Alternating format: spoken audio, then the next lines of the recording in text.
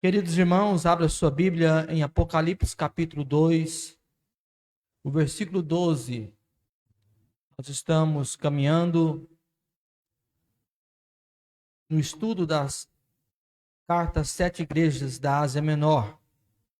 Já estudamos sobre a igreja de Éfeso, Esmirna, e hoje nós vamos estar estudando sobre a igreja de Pérgamo. Apocalipse capítulo 2 e o versículo 12. E ao anjo da igreja que está em Pérgamo escreve: Isso diz aquele que tem uma espada aguda de 2 fios. Eu sei as tuas obras e onde habitas, que é onde está o trono de Satanás, e retém o meu nome, e não negaste a minha fé, ainda nos dias de Antipas, minha fiel testemunha, que foi morto entre vós onde Satanás habita. Mas umas poucas coisas tenho contra ti, porque tens lá os que seguem a doutrina de Balaão, o qual ensinava Balaque a lançar tropeço diante dos filhos de Israel, para que comessem dos sacrifícios da idolatria e se prostituíssem. Assim, tem também os que seguem a doutrina dos nicolaítas, os quais eu aborreço. Arrepende-te, pois quando não, em breve virei a ti, e contra eles batalharei com a espada da minha boca. Quem tem ouvidos, ouça o que o Espírito diz às igrejas. Ao que vencer, dar-lhe-ei eu comer do maná escondido, e dar-lhe-ei uma pedra branca, e na pedra um novo nome escrito, o qual ninguém conhece senão aquele que o recebe. Senhor, nós estamos na tua presença, estar diante de ti para nós é um grande privilégio. Peço-te que hoje, mais uma vez, abra-me, ó Deus, a porta da palavra, usa-me como teu instrumento nessa noite para a glória do teu nome. Os irmãos que estão aqui, aqueles que estão nas suas casas e aqueles que ainda ouvirão a tua palavra. Em qualquer tempo, em qualquer momento, a tua palavra ela é viva e eficaz. Que seja, Senhor, uma palavra para edificação, para exortação e consolação da tua igreja. Peço-te que por tua bondade e misericórdia, e no nome de Cristo Jesus, no poder do teu Espírito, usa-me para a glória do teu nome, em nome de Jesus.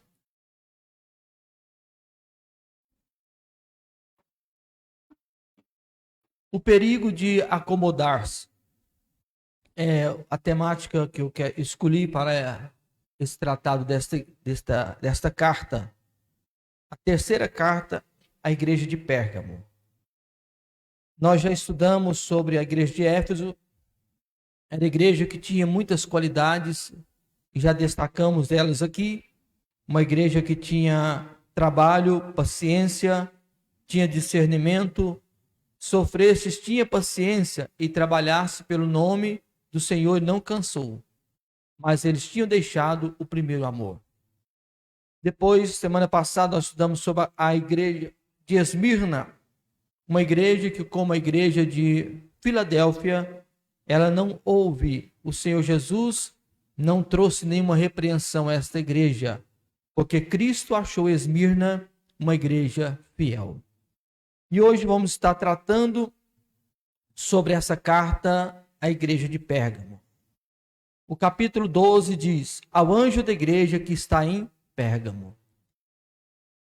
Como eu já disse nas outras quarta-feiras anteriores, quando o Senhor Jesus ele vai trabalhar com a igreja, primeiro ele trata com um pastor e depois ele vai tratar com a igreja. E todas as cartas foram endereçadas ao anjo da igreja, ao pastor da igreja.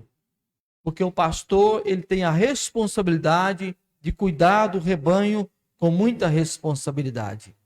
E Jesus disse assim: ao anjo da igreja que está em Pérgamo, escreve: Isso diz aquele que tem a espada aguda de 2 fios. Quando o Senhor Jesus, o grande médico, foi fazer uma análise da igreja de Pérgamo, ele trouxe alguns diagnósticos. Na análise de Cristo, ele, ao analisar a igreja de Pérgamo, ele trouxe para o anjo da igreja o que realmente estava acontecendo. E antes dele tratar e dizer, falar o que estava acontecendo naquela igreja depois da análise de Jesus, ele se apresenta ao anjo da igreja e dizendo assim: isso diz aquele que tem a espada aguda de 2 fios.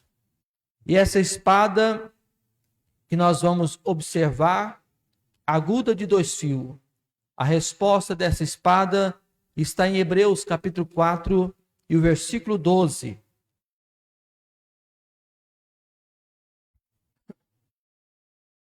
Porque a palavra de Deus é viva, eficaz e mais penetrante do que qualquer espada de 2 gumes, e penetra até a divisão da alma e do espírito, das juntas e medulas, e é apta para discernir os pensamentos e intenções do coração. E não há criatura alguma encoberta diante dele. Antes, todas as coisas estão nuas e patentes aos olhos daquele com quem temos de tratar. Na essência, a palavra de Deus é Jesus. Jesus, ele se identifica como aquele que tem a espada aguda de 2 fios, que ele pode, com seu poder, e sabe penetrar até mesmo na divisão do espírito e da alma, juntas e medulas. O nosso Cristo vivo, ele consegue olhar para dentro de nós e fazer uma análise profunda da nossa vida, e ele sabe exatamente como se passa o nosso coração. E ele diz no versículo 13, né? Eu sei as tuas obras. E antes de entrar no versículo 13, versículo 12, ele diz: ao anjo da igreja que está em Pérgamo. E eu estava buscando o significado dessa palavra Pérgamo, que significa casado.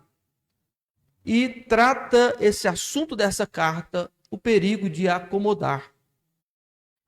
Pérgamo era uma igreja instalada no meio do trono de Satanás. Pérgamo era um importante centro cultural, uma biblioteca que possuía mais de 200 mil pergaminhos naquela época. Pérgamo era um destacado centro de paganismo religioso. Vários altares a deuses, Zeus, Esculápio, culto ao imperador. Uma vez no ano, as pessoas tinham que declarar que César é o Senhor. E Jesus, dizendo no versículo 13, e ele começa a trazer o diagnóstico, a análise sobre esta igreja. E o que o Senhor Jesus aponta sobre essa igreja? Quando ele faz a análise, ele trata três coisas ele vai tratar nessa carta. Primeiro, ele mostra que a igreja tinha qualidades. Segundo, ele mostra que a igreja tinha problemas. E o terceiro, ele faz uma promessa à igreja. Todas as cartas, houve uma repreensão, exceto Esmirna em Filadélfia, e uma carta não houve nenhum elogio, que é a carta à igreja de Laodiceia. E nessa carta de Pérgamo, como a igreja de Éfeso, Jesus encontrou qualidades. Isso eu acho especial, cirúrgico, a forma de Jesus tratar com a igreja. Porque antes dele apontar os problemas, ele mostra em todas as cartas o que aquele povo tinha de qualidade. Quais eram as qualidades? O que eles tinham de bom? E o Senhor diz ao anjo da igreja: eu sei as tuas obras. Como eu disse para os irmãos, essa palavra obras, do grego é kopos, que quer dizer um trabalho duro. E Jesus, em todas as cartas, ele diz: eu sei as tuas obras. A igreja de Éfeso, ele diz: eu sei as tuas obras. A igreja de Esmirna, ele diz: eu sei as tuas obras. A igreja de Pérgamo, ele diz: eu sei as tuas obras. A igreja de Tiatira, ele diz: eu sei as tuas obras. A igreja de Sardes, ele diz: eu sei as tuas obras. A igreja de Laodiceia, ele diz: eu sei as tuas obras. A igreja de Filadélfia, ele diz: eu sei as tuas obras. E hoje eu repito o que Jesus disse às igrejas: eu sei as tuas obras. Jesus sabe exatamente as nossas obras e a intenção do nosso coração, que está por trás, que somente os olhos dele podem ver e enxergar. Ele sabe exatamente tudo de nós. E ele começa a tratar com a igreja e ele começa a trazer uma realidade difícil para aquela igreja. Mas uma realidade que, ao mesmo tempo que era difícil, Jesus aponta a qualidade. Porque onde eles moravam, onde eles habitavam, e onde habitas, que é onde está o trono de Satanás. Imagine vocês morar numa cidade onde Satanás impera. E eles moravam justamente em Pérgamo, onde estava o trono de Satanás. Uma igreja que vivia sobre ataques iminentes do próprio Satanás. Lutas espirituais fortíssimas que aquele povo enfrentava. E a Bíblia diz: eu sei onde habitas. Isso eu acho lindo, porque Jesus também, ele sabe hoje onde nós habitamos. Ele conhece o nosso habitat, ele conhece a nossa morada, ele sabe onde nós dormimos, onde nós estamos, onde nós congregamos, ele sabe de tudo. E ele diz: eu sei onde habitas, que é justamente onde está o trono de Satanás. A igreja, mesmo vivendo nessa cidade, uma cidade sob influência de Satanás, o trono de Satanás imperava sobre aquela cidade. O que é o trono? É o domínio de Satanás. E lá naquela cidade, onde existiu o trono de Satanás, Deus levantou uma igreja, irmãos, muitas vezes simples, que era às vezes rejeitado pela sociedade, mas Deus levantou lá uma igreja pura, que foi comprada pelo sangue de Jesus. E essa igreja, morando neste lugar, nesse endereço, ela tinha uma qualidade, ela conservava o nome de Jesus. Diz o texto: e retens o meu nome, e não negaste a minha fé. A qualidade, eles conservavam o nome de Jesus, eles não tinham vergonha de professar a fé do nome de Jesus. Eles tinham alegria, mesmo sofrendo retaliações, mesmo sendo às vezes zombados, criticados, humilhados, surrados, perdendo seus bens e perdendo a sua família, vendo pessoas morrerem, eles conservavam o nome de Jesus e não negavam a fé. Eles não negavam a fé. E o autor, Jesus, fala assim, algo importante: e não negaste a minha fé, ainda nos dias de Antipas, minha fiel testemunha, o qual foi morto entre vós, onde o Satanás habita. Antipas, foi o pastor da igreja de Pérgamo. E ele foi morto, segundo um historiador chamado Tertuliano. Sabe como ele foi morto? Por não negar o nome de Jesus. Eles colocaram ele dentro de um boi de bronze. E este foi levado ao fogo até ficar vermelho. Colocaram o servo de Deus dentro desse boi de bronze e aqueceram com fogo. E Antipas morreu, sufocado e queimado.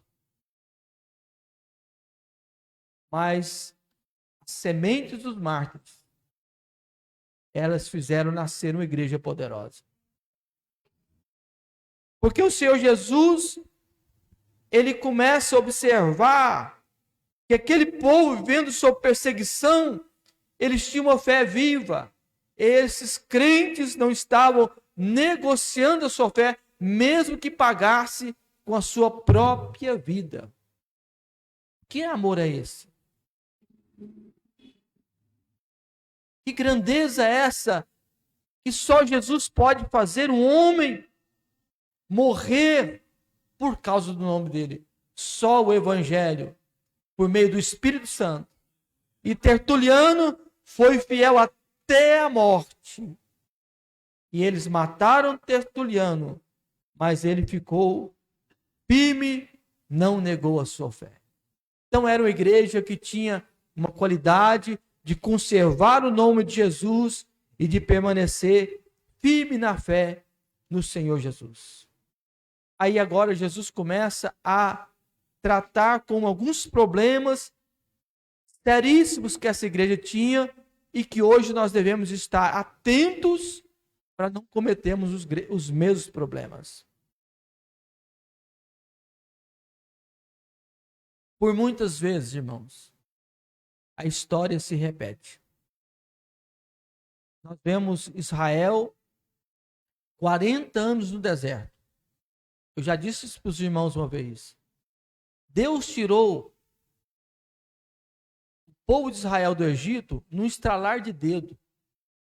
Deus pegou veio as pragas, colocou medo, destruição no Egito. Quando chegou no Mar Vermelho, Deus abriu o mar, o povo passou. Quando viu o exército do faraó com seus cavaleiros, seus carros, o povo passando em seco, Deus confundiu eles, os cavalos começaram a andar devagar, e de repente o mar foi se fechando. Onde o povo de Deus passava em terra seca. E quando Deus colocou uma coluna, e Deus havia uma separação entre o povo de Israel e o povo do Egito. E o mar veio se fechando, o povo do Egito, os guerreiros morreram todos. E o povo de Israel passou livre. Para Deus tirar o povo do Egito, foi muito fácil. Mas Deus tirar o Egito do coração do povo, demorou 40 anos. Vocês veem a dureza do nosso coração. E a gente fala do povo de Israel, mas nós somos mais ou menos do mesmo jeito. É a nossa natureza. E o povo experimentou livramento, experimentou maná dos céus, viu o agir de Deus, e estava ali pouco tempo depois do povo sair do Egito, eles estavam com saudade, sabe de quê? Das cebolas do Egito. Olha que coisa, cebola do Egito, com saudade do Egito. Aí Deus falou assim, esse povo já não vai entrar aqui na terra, tem que nascer outra geração. Porque para tirar o Egito do coração do povo, não foi fácil. Aí o Senhor Jesus começa a ver que essa igreja que tinha qualidades, mas que também tinha ali dentro da igreja problemas. Entenda isso aqui, irmãos. Dentro da igreja tem a igreja. Nem todos que se diz igreja são a igreja. Então, dentro da igreja tem a igreja fiel e verdadeira. Aí dentro dessa igreja, o Senhor Jesus começou a diagnosticar um problema seríssimo. Jesus vê uma igreja que começa a negociar a verdade. Como Satanás não teve sucesso contra a igreja usando a perseguição, ele muda de tática. Ele começa a usar a sedução. Olha a estratégia de Satanás. Primeiro ele usa a perseguição. Persegue os crentes, mata os crentes, e pela semente dos mártires a igreja foi crescendo. Quanto mais ela sofria, mais ela crescia. A perseguição sobre a igreja só faz a igreja ficar mais pura e fiel. E quando o inimigo viu que essa tática não funcionava, ele mudou de tática. Ele deixou a perseguição para usar a sedução. Era o mesmo método antigo, lá no Antigo Testamento, vestido de uma nova roupagem. Porque o inimigo, ele só muda as táticas, mas ele sempre é inimigo. Aí Jesus começa a dizer assim, versículo 14, mas umas poucas coisas tenho contra ti.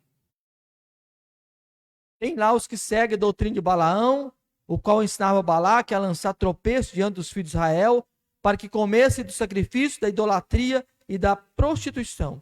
Assim também tens os que seguem a doutrina dos nicolaítas, os quais eu aborreço. Primeiro problema, Jesus observa que o inimigo muda de tática da perseguição para a sedução, porque ele sabe que o pecado enfraquece a igreja.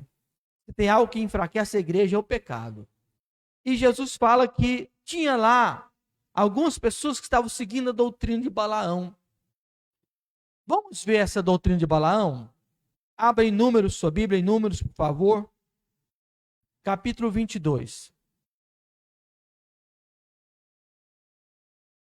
Números, capítulo 22.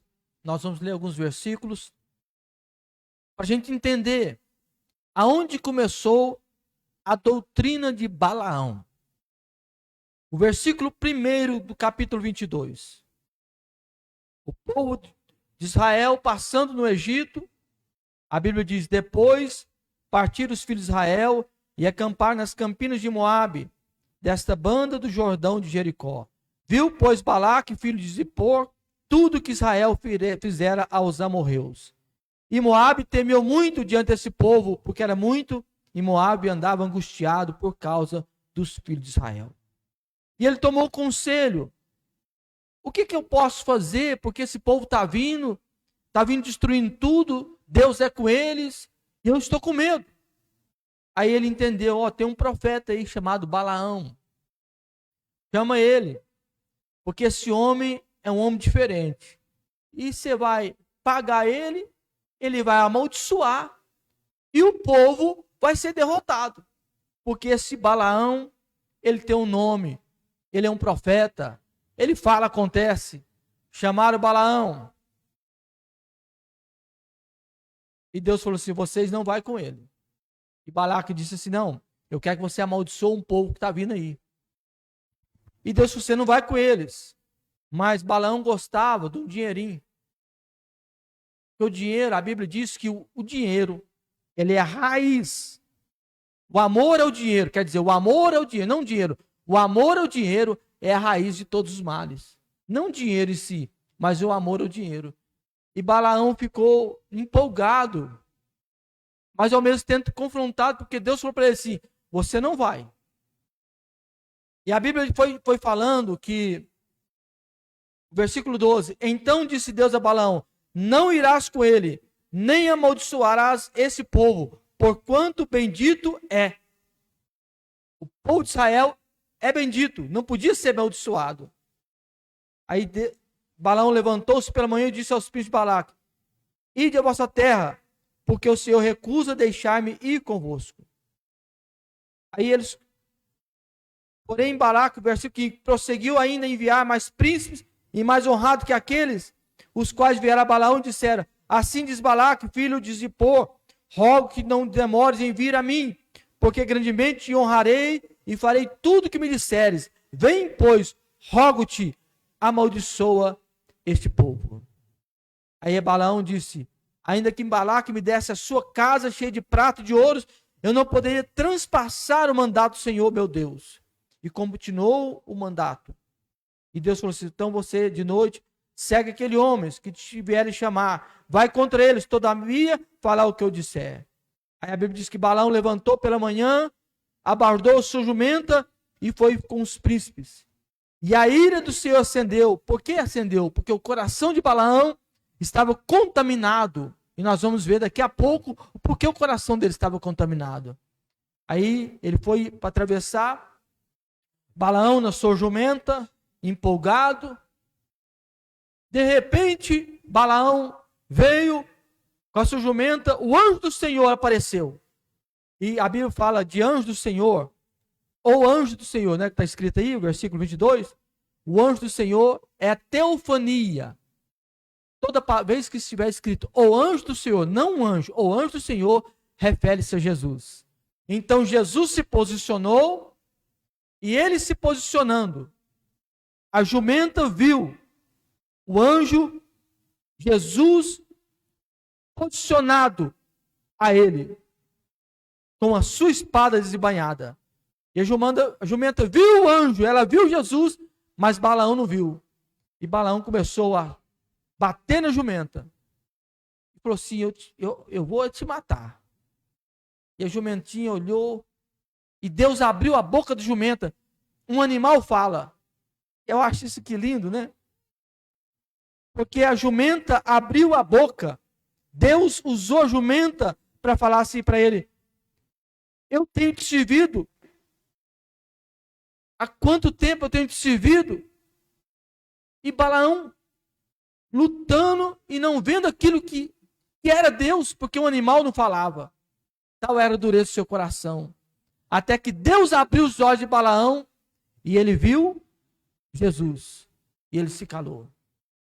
Aí ele foi seguindo Balaque, e Balaque levava ele para um canto, o capítulo 23, compensa depois os irmãos ler. E Balaque levava ele num lado e disse, amaldiçoa. Aí o que ele fazia? Ele abençoava. Amaldiçoa agora, então vamos para esse monte aqui, que aqui vai dar certo. A visão, muda a estratégia, muda o local, e vai dar certo. Você vai amaldiçoar. Você vai amaldiçoar e está tudo combinado, porque quando você amaldiçoa, está amaldiçoado. Aí ele abençoava. Ele falou assim, eu não posso amaldiçoar aquilo que Deus abençoou.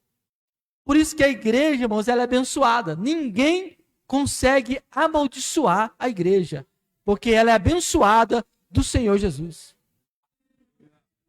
Só que acontece uma problemática.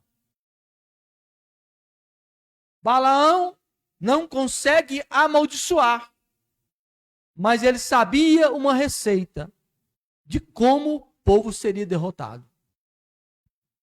Porque o pecado enfraquece a igreja. E qual foi a receita dele? Abra sua Bíblia, Números 25.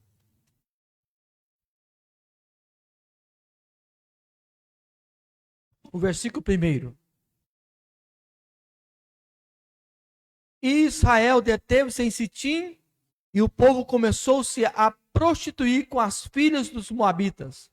Elas convidavam o povo ao sacrifício aos seus deuses, e o povo comeu e inclinou-se aos seus deuses. Juntando-se, pois, Israel a Baal Peor, a ira do Senhor se acendeu contra Israel. Agora abra em Números 31, versículo 6.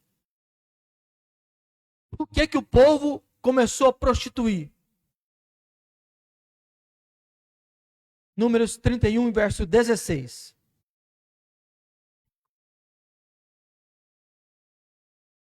Vamos ler a partir do versículo 13. 31, 13. Porém, Moisés e Eleazar, o sacerdote, todos os maiorais da congregação, saíram a recebê-los fora da congregação. Indignou-se Moisés grandemente, como os oficiais do exército, capitães dos militares, capitães de centenas, que vinham do serviço daquela terra. E Moisés disse, deixaste viver todas as mulheres? Eis que essas foram as que por conselho de Balaão, deram ocasião aos filhos de Israel de prevaricarem contra o Senhor, no negócio de penhor, pelo que houve aquela praga entre a congregação do Senhor. O que Balaão fez? Ele não conseguiu amaldiçoar. Mas ele disse para Balaque assim, eu não posso amaldiçoar, mas eu sei que esse Deus desse povo é muito santo. Eu vou te orientar uma coisa. Você vai pegar umas meninas, mulheres bonitas, e vai entrar no arraial de Israel. E ali elas vão se prostituir com eles. Aí o pecado vai enfraquecer aquele povo e eles vão perder a batalha. Porque o pecado enfraquece a igreja. Quando Balaque ouviu aquele conselho, seguiu o conselho de Balaão, as mulheres de Balaque, mulheres bonitas, chegaram e disseram para os filhos de Israel, vamos sacrificar. E os homens ficaram encantados com aquelas mulheres bonitas, e eles foram e prostituíram com elas. Só que quando eles prostituíram, Israel caiu por causa do fracasso do pecado. E Israel começou a perder e veio a ira do Senhor.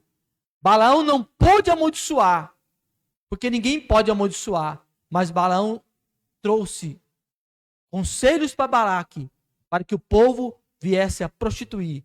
E o pecado, ele enfraquece a vida da igreja. Por isso que nós devemos estar atentos e muito atentos, sobre as grandes propostas. Porque o inimigo, ele vem para nos destruir. Sabe como que ele vem? Tem um irmão que falecido, que dorme no Senhor, que ele cantava o hino, Sapatinho de Algodão. Era um hino antigo. A gente gostava de ouvir ele tocando acordeon, o Sapatinho de Algodão. E esse hino falava mais ou menos assim, que o inimigo vinha, mas ele não vinha demonstrando que ele era inimigo. Ele vinha como? De forma sutilosa. Aí ele colocava um sapatinho de algodão. Ou seja, ele vinha caminhando e as pessoas pensavam que não era o inimigo, porque a Bíblia diz, apóstolo Paulo falou, que o inimigo se transforma em anjo de luz para enganar o povo. Nem todas as propostas que vêm até nós são propostas de Deus. A gente tem que ter o discernimento claro do Senhor, porque podemos cair em ciladas de propostas que nos parecem ser boas, mas não são boas. E a igreja, ela ouviu esse conselho. E agora em Apocalipse, capítulo 2, versículo 14, Jesus falando da igreja de Pérgamo. Mais umas coisas, poucas coisas que tenho contra ti, porque tem lá os que seguem a doutrina de Balaão, o qual ensinava Balaque a lançar tropeços diante dos filhos de Israel, para que comessem do sacrifício da idolatria e se prostituíssem. E também os que seguem a doutrina dos nicolaítas, que era Nicolau, como eu disse para os irmãos, um dos 7 diáconos da igreja, que também deixou a sua fé. Dentro da mesma perspectiva da prostituição. E a Bíblia diz que o Senhor falou assim, eu aborreço. Porque o pecado, ele vem para enfraquecer a igreja. As doutrinas dos nicolaítas ensinavam que quanto mais o cristão pecasse, maior seria a graça. E Jesus está falando o contrário. Nós somos salvos, lavados pelo sangue de Jesus, devemos buscar sempre a santificação. Porque sem a santificação, ninguém verá o Senhor. Então a igreja tinha qualidades, tinha promessas, tinha problemas e tinha promessas. Quais eram as promessas? Primeiro, do julgamento, e segundo, do galardão. O versículo 16 diz assim, arrepende-te, pois quando não, em breve virei a ti, contra eles e batalharei com a espada da minha boca. Portanto, arrepende-te, se não venho a ti, sem demora, e contra eles pelejarei com a espada da minha boca. E duro é lutar contra o próprio Senhor. Porque a igreja de Jesus, nós já sabemos disso, a igreja é de Jesus, ela não é do homem. Por isso que a igreja prevalece séculos e séculos. Teve um imperador que disse assim, eu vou acabar com toda a Bíblia. E mandou queimar todas as Bíblias. Só que Jesus, ele preservou algumas em cavernas, alguns crentes, e nós temos o acesso da palavra de Deus. Imperadores tentaram acabar com a igreja de toda forma. Muitos homens sufocaram, perseguiram, imperadores mataram crentes. Mas a igreja permanece de pé, porque ela é de Jesus e ela permanecerá. Ninguém abaterá a igreja do Deus vivo. Ninguém. Aí tinha promessa de julgamento e de um galardão. Aí Jesus fala assim, arrepende-te. Arrependimento é mudar de vida, de direção. Saber que errou e tomar outro rumo. Porque senão é remorso. Remorso, você sente o peso no coração, mas não muda de vida. Arrependimento é mudar de vida, mudar de direção. E essa palavra primeiro vem para mim, viu, irmãos?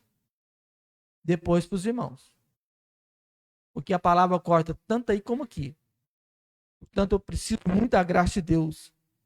Aí Jesus falou, tem julgamento, mas tem galardão.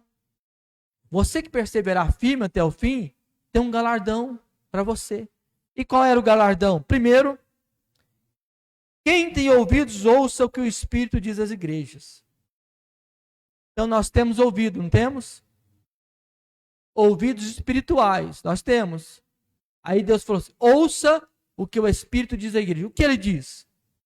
Ao que vencer, darei eu de comer do maná escondido, e dar-lhe-ei uma pedra branca, na qual a pedra, novo nome escrito, o qual ninguém conhece, senão aquele que o recebe. Primeiro,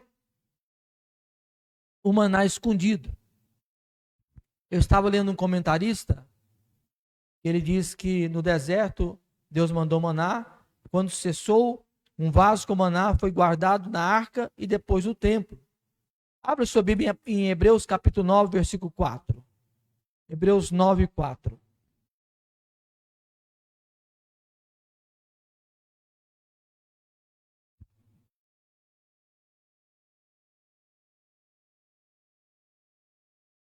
Hebreus capítulo 9.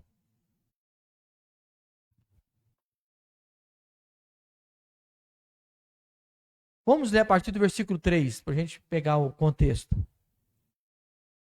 Mas depois do segundo véu, estava no templo sagrado. O templo, no tabernáculo, tinha 3 divisões. Que era o átrio exterior, o lugar santo e santo dos santos. O átrio exterior, todas as pessoas tinham acesso a ele. No lugar santo, somente os sacerdotes levitas, e no santo santos, o sumo sacerdote uma vez por ano, porque no sumo sacerdote só entrava no santo santo uma vez por ano no dia da expiação, que era o dia que o sacerdote oferecia a Deus para perdão dos pecados dele e do povo. Até o irmão Augusto falou um pouquinho sobre isso aqui na ministração do domingo. Aí a Bíblia diz que tinha o maná. Mas depois do segundo véu estava o tabernáculo, que se chama Santo Santo, que tinha um incensário de ouro e a arca do concerto, coberta de ouro em todo ao redor, em que estava um vaso de ouro que continha o maná, a vara de Arão que tinha florescido e as tábuas do concerto. No Santo Santos tinha uma arca do concerto, coberta de ouro em redor. E ela tinha 3 recipientes daquele vaso de ouro: maná, a vara de Arão e as tábuas do concerto. E após a destruição do templo, isso sumiu. E havia uma grande expectativa de encontrar, e como até hoje há essa expectativa de encontrar esses utensílios do templo, mas sumiu. Aí tem uma lenda judaica que diz que Jeremias escondeu o vaso com maná na fenda do Monte Moriá. E os rabinos diziam que quando o Messias vier, o tal maná seria recuperado. O que Jesus está dizendo aqui para a igreja é o seguinte: olha, se você vencer, eu vou dar você de comer do maná escondido. E que era o maná no deserto? Quando o povo de Deus saiu no deserto, Deus liberta o povo lá da terra do Egito, que eles saem. Eles não tinham plantação. O que eles iam comer, gente? No deserto. No deserto não tem plantação. No deserto é só seca. De dia é um calor escaldante, à noite um frio muito grande. E a areia, não tinha nada para eles comer.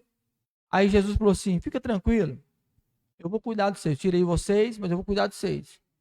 Aí vocês vão fazer o seguinte: vocês dormem, tá? Amanhã cedo, na hora que vocês acordar, vai ter um manazinho lá, precisa de um pãozinho lá. Vocês podem comer. Só que come só para hoje. Aí vocês não vão comer para amanhã não, tá bom? E o povo, Rosângela, meu amor, eles falaram assim: sei lá, se Deus vai lembrar de nós amanhã, eu já vou pegar um maná, vou colocar na sacolinha aqui para mim, meus filhos, já vou proteger minha prole. E Deus falou assim: olha, não pegue, só para vocês comer hoje. E o povo empolgado, né? Alguns já gastou, guardou na sacolinha lá. Eu já sou prevenido. Homem bom é prevenido. Ah, irmão, só que eles não sabiam. E de repente aquele maná começou a cheirar mal. Ah, aquele cheiro. Aí todo mundo sabia onde quem tinha desobedecido a Deus. Ninguém queria chegar perto deles, porque o maná tinha perdido. Aí Jesus falou assim: olha, agora, no 6º dia, porque no 7º dia vocês não vão trabalhar, aí vocês podem pegar dobrado, tá? Eles pegaram meio desconfiado. Quando ele acordou no outro dia, o maná estava intacto. E esse maná que sustentava o povo, por 40 anos, aquele povo só comeu maná. Agora, isso que eu acho lindo em Deus, porque o corpo da gente precisa de alguns nutrientes, para a gente não gripar, para a gente caminhar bem, para a gente ter força. Aí, por isso que a gente come carboidrato, come até a mais, né, irmãos? Estamos comendo até a mais. Proteína, ovos. E bom que os crentes estão comendo muito, bom, graças a Deus, até demais, né? Deus deixou a fartura, o povo come. Mas naquela época só tinha um maná e uma caminhada o dia todo, às vezes. Aí aquele pãozinho, que Jesus vinha do céu, aí tinha lá, sabe o que tinha lá? Naquele pão? Carboidrato, proteína, vitamina A, B, C, potássio, todo tipo de nutriente que o ser humano precisava, tinha. E por 40 anos aquele povo comeu maná. Ninguém se perdeu, ninguém adoeceu, as roupas não envelheceram, e eles caminharam 40 anos com o maná. E aquele maná tinha tudo. E Jesus está falando assim, olha, se você vencer, eu tenho um alimento espiritual para você. Esse alimento espiritual que eu tenho para você, ele vai te sustentar. Ele vai te manter vivo, vai te manter em pé, vai te manter animado, vai te dar vigor, força.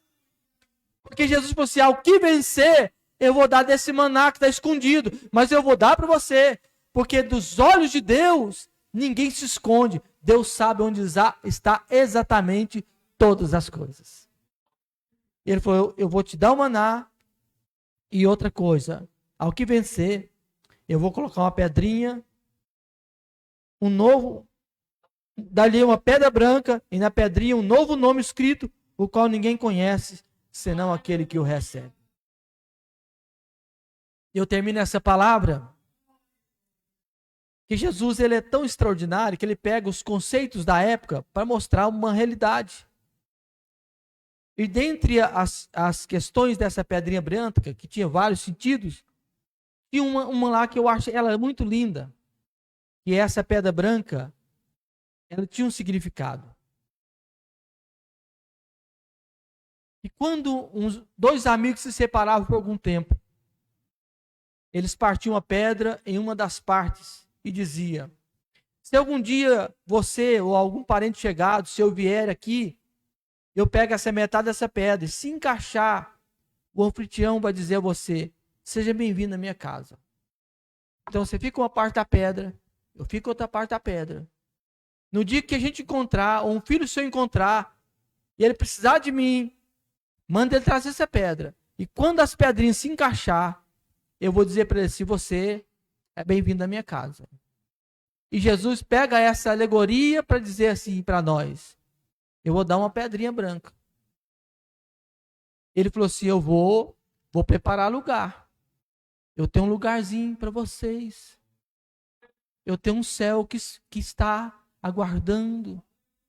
Tem uma terra prometida para a igreja.